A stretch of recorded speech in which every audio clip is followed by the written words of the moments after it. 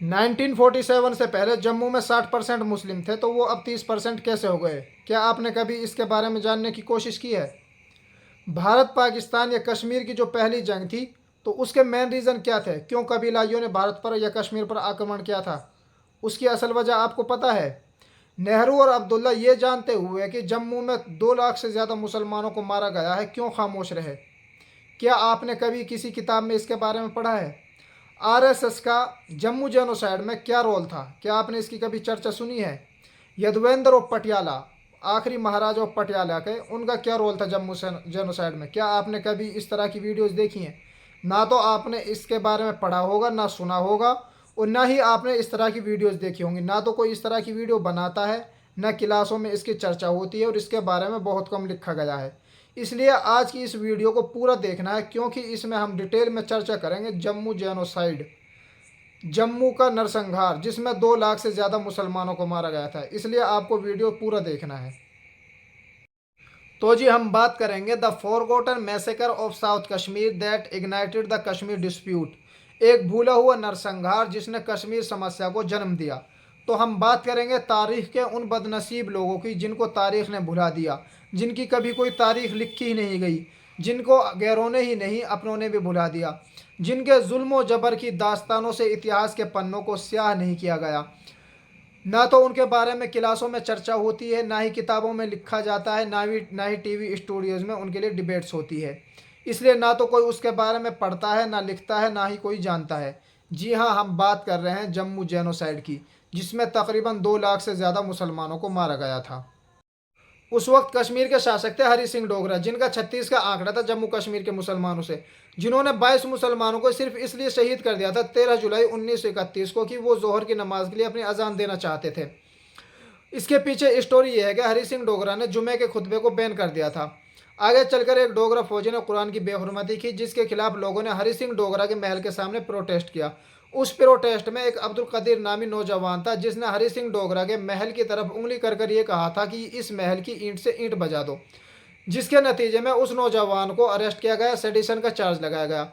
उनका ट्रायल किया जाना था सेंट्रल जेल श्रीनगर में। तो वहाँ पर लोग इसके खिलाफ प्रोटेस्ट करने के लिए इकट्ठे हुए। जोहर की नमाज का वक्त हुआ, तो एक नौजवान अजान देने के लिए खड़ा हुआ। त्रिलोक चंद रायजादा, जो डोगरा गवर्नर था, उसने फौजी को हुक्म दिया कि इस नौजवान को शूट किया जाए। उन्होंने उस नौजवान को शहीद कर दिया। इसी तरह एक के बाद एक नौजवान खड़ा होता रहा अजान को कंप्लीट करने के लिए। इस तरह एक अजान को पूरा करने के लिए 22 कश्मीरी मुस्लिम नौजवान शहीद किए गए।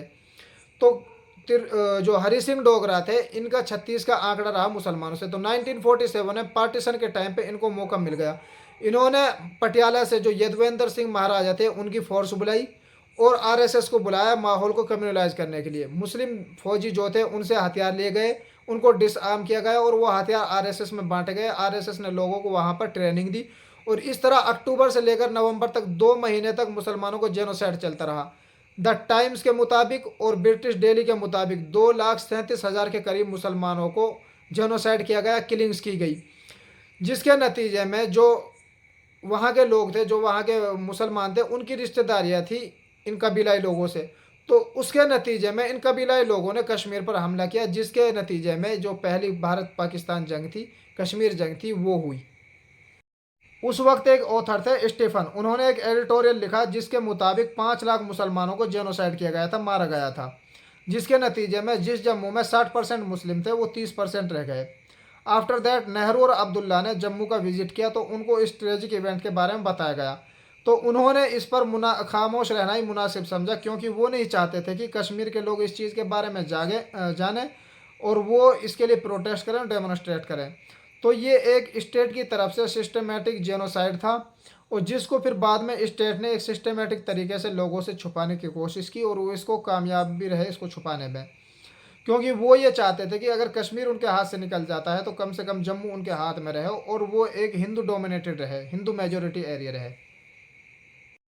25 दिसंबर 1947 को महात्मा गांधी ने अपनी स्पीच में कहा था कि जम्मू के सिख और हिंदू और बाहर से जो लोग जा रहे हैं, बाहर से कहने का मतलब था आरएसएस वाले, जो वहां जाकर मुसलमानों को मार रहे हैं, हरि सिंह डोगरा इसके लिए जिम्मेदार हैं, जिसकी वजह से बहुत सारे मुसलमान मारे गए, बहुत सारी औरतों को बेइज्जत किया गया है। वैद भसीन के मुताबिक जो वहां पर जेनोसाइड किया गया था, उसके लिए डायरेक्ट रिस्पॉन्सिबल आरएसएस था। हरि सिंह डोगरा के एडमिनिस्ट्रेशन की रेख में आरएसएस, अकाली दल के सिख, आईएनए के वेटरन, इन सब ने वहाँ पर जेनोसाइड किया इस मकसद के तहत कि वहाँ की जो डेमोग्राफी है उसको चेंज किया जाए। और इसमें शामिल वो लोग भी थे जो रिफ्यूजी थे वेस्ट पाकिस्तान से जो आए थे।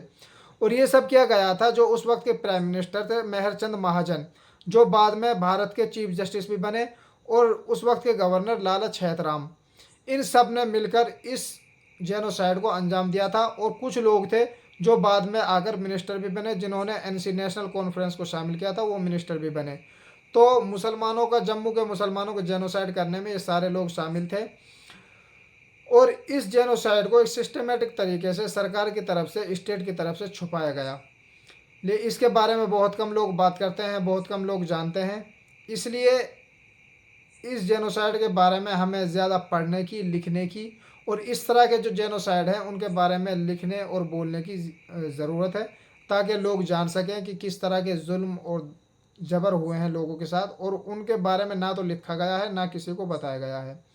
इसलिए ऐसी वीडियोस देखने के लिए मेरे चैनल मेवात टॉक्स को यूट्यूब पर सब्सक्राइब करें, और मेरे पेज मेवात की बात को फेसबुक पर लाइक फॉलो करें।